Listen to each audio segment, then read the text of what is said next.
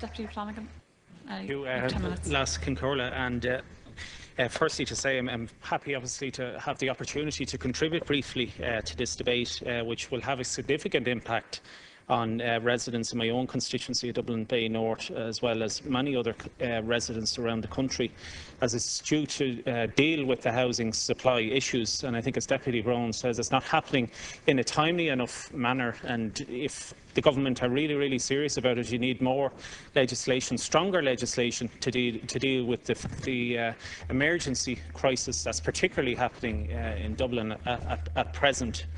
And owning your own home is not a right, but it should not become a privilege either. We need to develop high-density, mixed-use housing that provides a variety of different types of residency, including family homes. We need starter homes as well for young couples and families. We need studios and homes as well for the elderly. So we're not catering in this piece of legislation for the different types of homeowners out there, and that needs to be looked at as a matter of urgency. There really is a housing crisis in Dublin at present. There's simply not enough houses being built for the level of demand that currently exists. And it's not an issue affecting the private sector, but also the social housing sector, where many constituents, and sure with the Cathaoirleach as well in our own constituency, we see constituents who are over 10 and 12 and even 15 years waiting to be housed by the local authority, and that hasn't happened yet, and that is just shameful, really, that is the issue and the legacy issue I know that this government actually inherited. There are currently 21,000 people in total waiting on housing lists on Dublin City Council alone.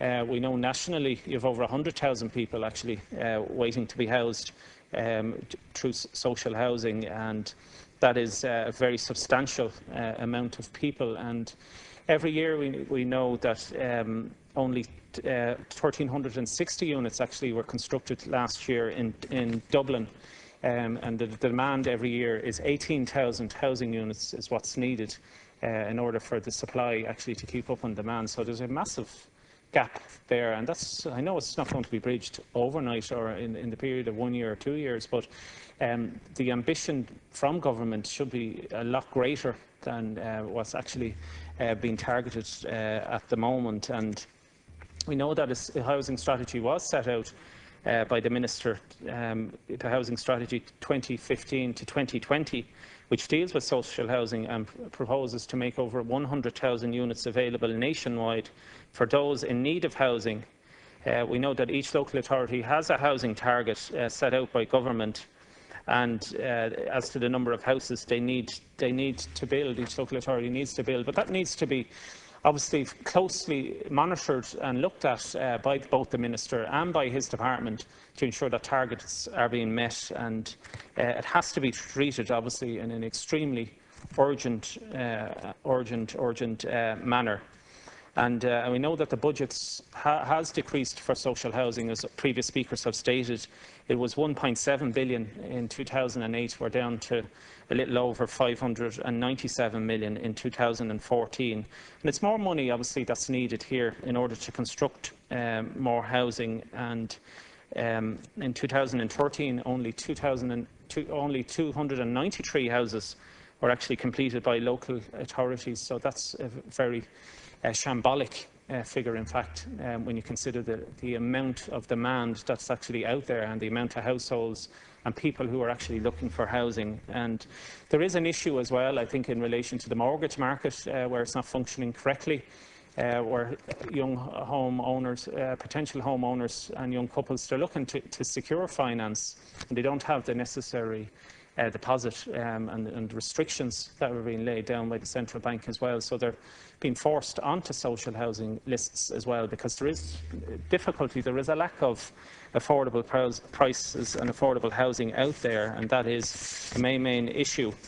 And we have a housing crisis spiralling out of control. We've 1,800 people presenting themselves at homeless services in Dublin every night of the week, and those people have been priced out of the housing market.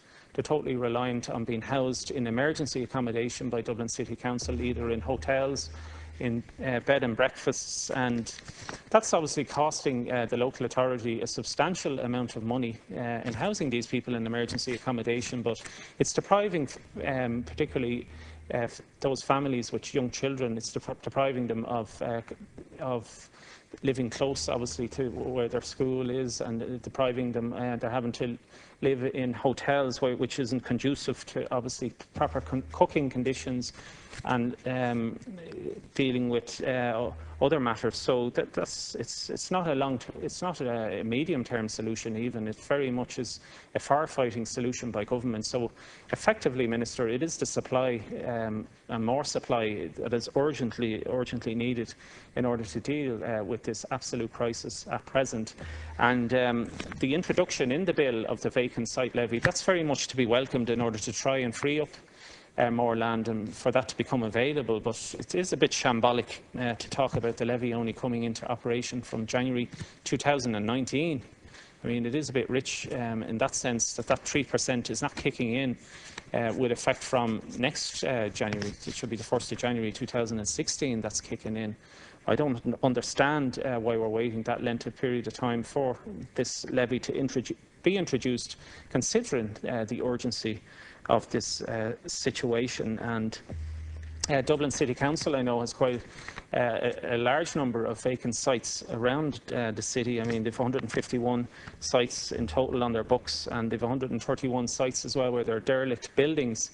And obviously, if those derelict buildings were knocked down and demolished to make way for high-density housing, which we propose here in the Renewa Party, should be adopted by government and done in a tasteful manner, because we can actually encourage and have pension funds invest in housing in order, once they receive a decent commercial return, which can easily be provided with the rent supplement and with the other monies that are being paid to those tenants at the moment that are renting through the private sector. So a lot can be done in this area, and it is such a shame, I think, that we have so many derelict buildings around this city which just lie idle and will continue to lie idle till this site levy actually kicks in. So that is a terrible, terrible situation.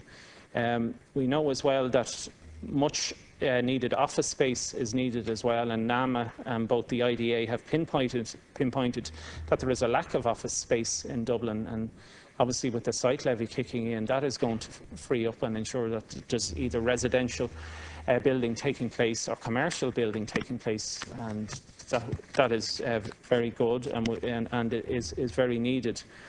We know obviously that the size of the construction sector that has dwindled. It's actually halved with the number of employees involved in construction from 250,000 in 2008.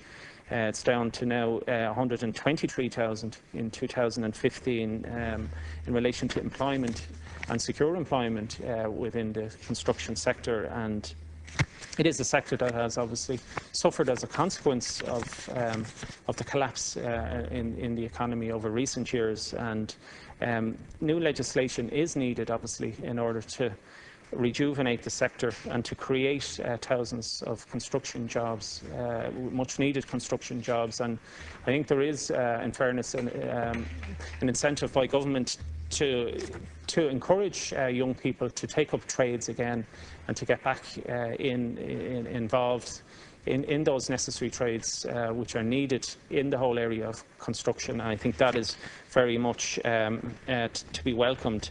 Can I ask, I suppose, the Minister as to what other action, what other legislation will he be bringing before this House in order to deal with this absolute urgent housing crisis that does exist?